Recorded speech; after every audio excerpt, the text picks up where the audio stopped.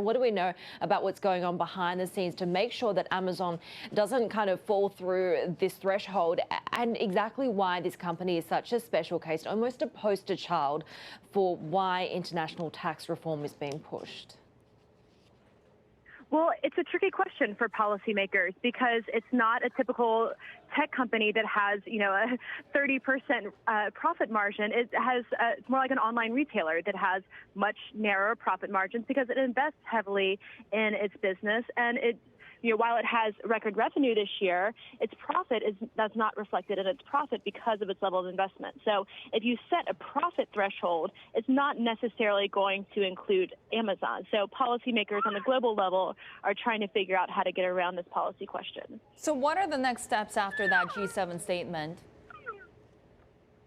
So the G7 statement is kind of a positive noises leading up to a G20 meeting later this summer and later OECD agreement that we expect this fall. So the OECD agreement is really going to be where we expect to see some of these policy details, including where this threshold is going to be set and how it's going to apply to companies around the world. All right, and we of course also heard from the OECD as to how this could be rolled out. They're obviously the negotiators when it comes to this set of tax reform. Take a listen.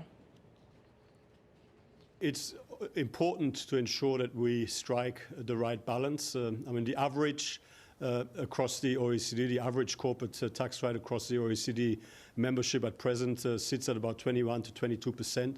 There are some countries that are below the 15%. Quite a few of them are above the 15%.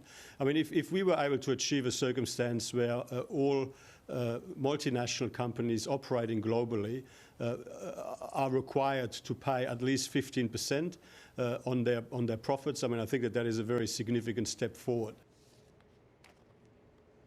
Because that is the new OECD Secretary General, Matthias Cormann, that we're hearing from there.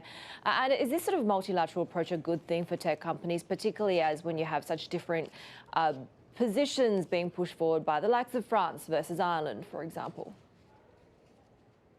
Well, I spoke with a few industry groups that represent tech companies and with a few company representatives themselves, and they largely see this multilateral effort as a good thing because it would force some countries to remove the digital service taxes that are hard for companies to comply with. If they have lots of different unilateral digital service taxes, that's hard to plan a global operation.